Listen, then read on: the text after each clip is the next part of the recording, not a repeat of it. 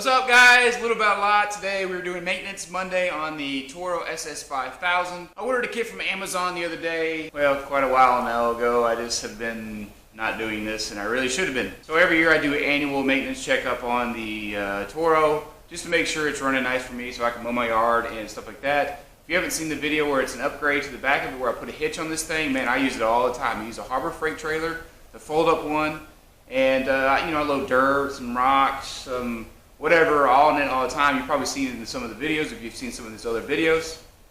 And so I ordered a kit. It came with an air filter, oil filter, fuel filter, spark plugs, fuel line or fuel hose line, shut-off valve for the fuel, and some clamps for the fuel line. Also went ahead and ordered some oil for it, obviously to change the oil. And it is a Kawasaki Engines Tech SAE 10W40. This stuff is not very cheap. It's like 11, 12 bucks a bottle. I'm not sure why. It must have gold in it. And this engine uses 2 quarts of it. So we're also going to have to take off the blades here. And with the SS5000, it is a 50-inch deck, and so it has 3 different blades on it. I got to get all 3 of them off. So I'm going to get the blades off it, which I'm going to show you how to do that. I'm going to show you how to do an oil change, show you how to do the fuel filter change, show you how to do the air filter change, and even a fuel line change. So follow along, let's get to it. So the plug on this is not super tight or anything like that. I'm using this 3/8, what is this? 10 millimeter bolt to get it done. So let me kind of walk you down. Like I said, this is the Kawasaki 23 horsepower. Here is the oil filter. This is where you put the oil. And then right down here, this is the nut that you loosen, and then right here is where the oil actually comes out. So I'm going to snug this tube up to this part of it there. Sorry, I couldn't do that with the camera in my other hand and everything. So all I did was basically snug that tube, which you can see right here. Here's that tube that I said, the 1/2 inch interior diameter. Snugged it up right on that little bend right there, that little nipple right there. So now I'm going to loosen this, and you will see the oil start to drain out. It'll come down from the hose and drain right into my oil catchment here.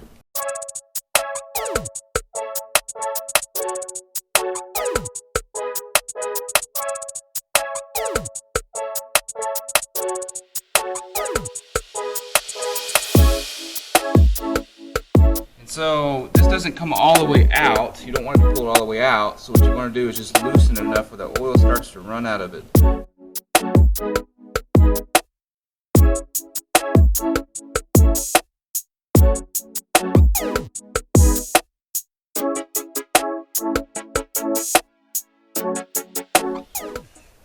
So it takes some time to be able to get that oil out of there. It just drains real nice and slow. And so let's go ahead and just tackle the air filter, the spark plugs, and the fuel filter and the fuel line, and then we'll get the blades off. This is where the air filter is. You basically just pull it up. Here we go. And then it has this little clamp that's on it. Loosen the clamp. And then you'll just bend it back a little bit, pull it off. And so I've got the whole thing replacement here. There's no reason to reuse this or anything like that. You can see it's got a whole bunch of just dust and particles and stuff on it, but the air filter itself doesn't look too bad in most areas, and so that's a good thing. Obviously, that means it still has some good air quality, things like that to it. So let's go ahead and replace it though. Here's my replacement.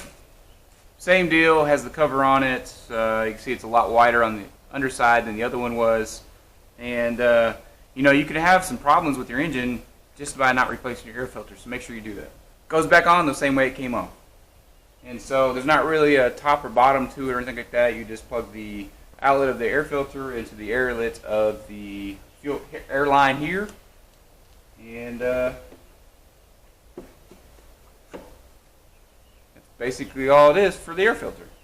And just tighten that clamp back up.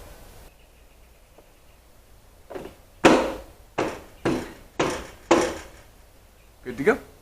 So the fuel filter is on the left-hand side of this Kawasaki. It basically kind of looks like this. It's going to have some fuel in it, so you'll probably get some fuel in your hands and things like that. Make sure you wear gloves and take the necessary safety precautions.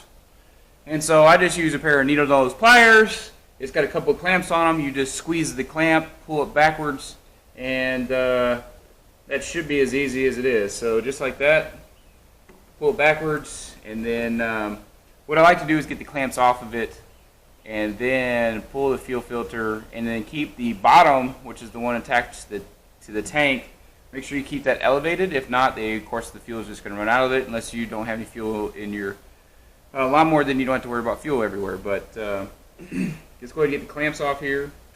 So this is a replacement fuel filter. So just keep in mind which way your fuel filter is facing here. Obviously it does have arrows on here, but you don't even need that as long as you're just looking at the fuel filter they have on there already.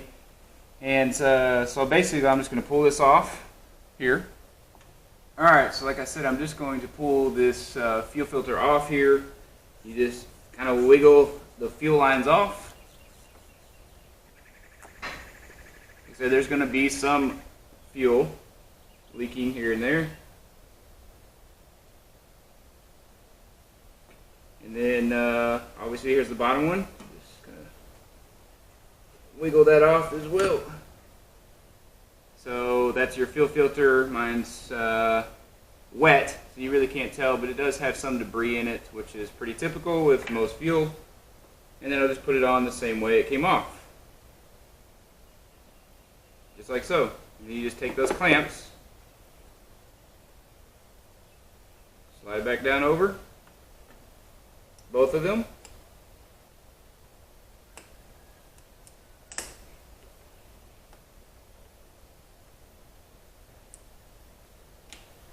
Just like that. Alright, so I'm going to take this existing line here. I'm going to leave the clamps on them because the kit came with some new clamps. And then I'm just going to measure it out like so. Using some shears or prunes or whatever you want to call them. I'm just going to cut it off at the same length. Throw my clamps on, and then replace it like the old one was on. So let's go ahead and tackle these spark plugs. There's one on each side. They come with obviously these spark plug leads here. You just pull them off. One on each, like I said, one on each side, and then you use a spark plug socket or looks like a 13/16. Get them out of there, and then you're going to put the new ones back on with a little bit of dielectric grease on the tip of it, so that makes sure it has a nice good connection. You got a nice strong fire.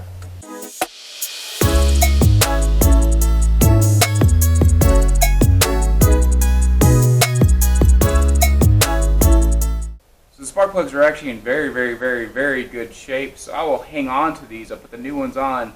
And sometimes when you get kits online, you don't necessarily get everything that you need. And so if I do have some firing problems, I'll just put the old ones back in there. There's almost zero corrosion or anything on these. Man, they almost look brand new. So we will go ahead and replace them with new ones, and if I do have an issue with them, I'll go with the old ones again.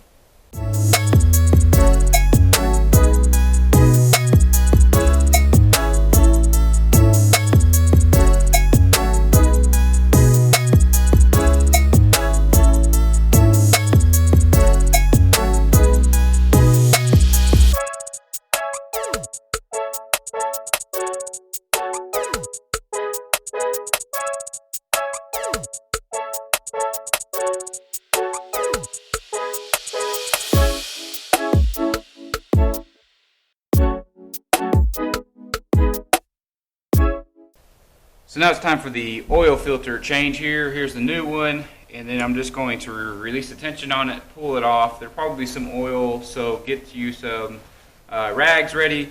And it shouldn't be too hard here, hope not. There it goes.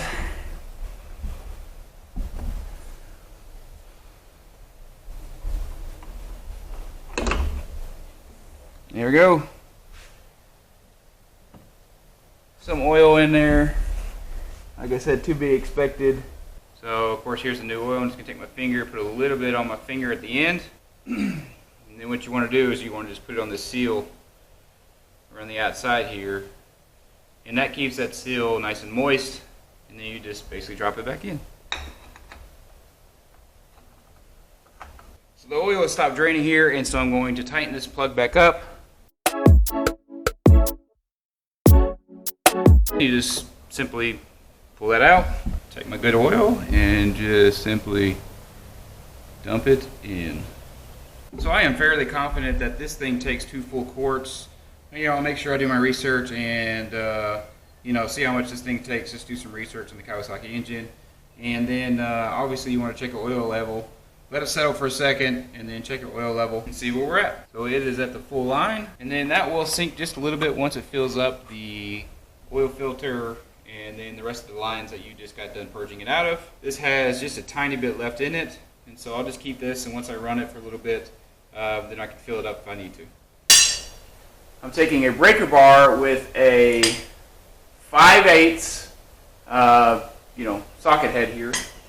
Put it on the bottom of it. I put a piece of wood between the blade, this is one of the blades. So it was stuck underneath here. I took the blade, and that blade stuck on the piece of wood, so I could get some leverage on it and then loosen it up, and it loosened right up. Actually, this one was no big deal at all. And so when I'm done with it, I take it and then I put a top or bottom on it, so that way I'm not putting it on upside down or reverse. And let's go ahead and do the other two.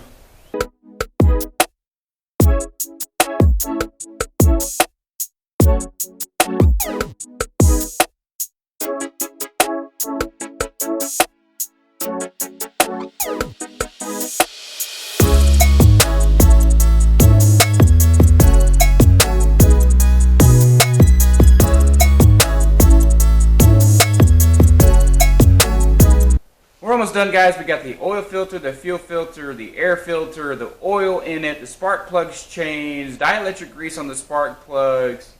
I got the blades off, and that's what we're working on now. I got to make sure they're nice and sharp. As you can see, they're all the same exact length, same pitch, everything like that, so you don't have to worry about which blade it came off of.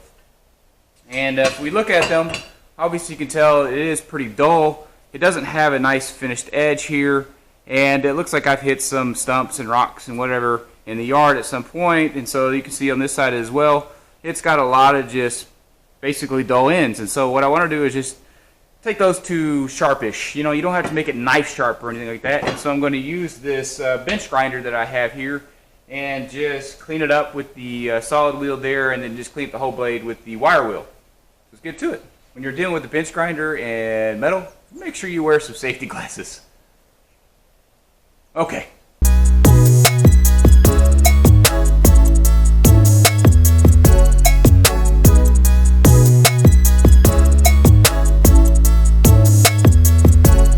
So with these particular blades, they have a bent up side here next to the nut where the nut goes, and then they have like a flatter side, angled side away from you.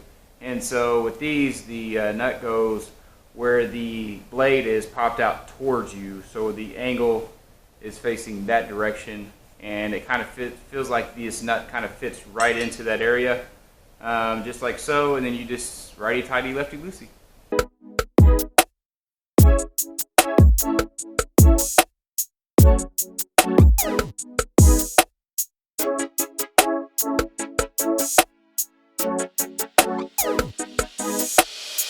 Often overlooked is the pressure in your tires here, and so we're going to make sure that they're nice and maintained. And it looks like it's 20 psi in the front and 14 psi in the back. So I'm going to check them. If they need some air, I'll put some air in them. If they don't need air, I'll leave them alone. I almost forgot, you want to make sure you lube up all your nice grease fittings and things like that. So I am not sure exactly where every single one of them are, but I know there are some of the front wheels and they can get a little squeaky, so I'm going to go ahead and put some on there. And if I find some others, I'll let you know. So it's always super nerve-wracking starting this thing up and spinning those blades after you've done taking them off and everything's, basically been replaced. So first thing you got to do is clear the area. The second thing is fire in the hole!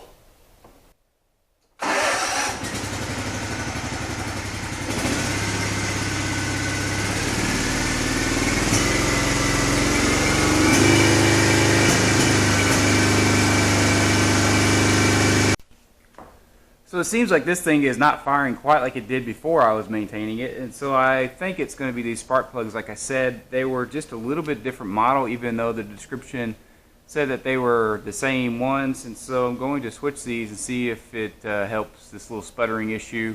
And then there's like almost no power. There is a little bit of power when you put it on the mower, but just not quite what it was before. Anyways, thanks for watching, guys. I hope you enjoy some of these videos. If you do, please leave a like, subscribe to the channel, and until next time, I'll see you on the next one.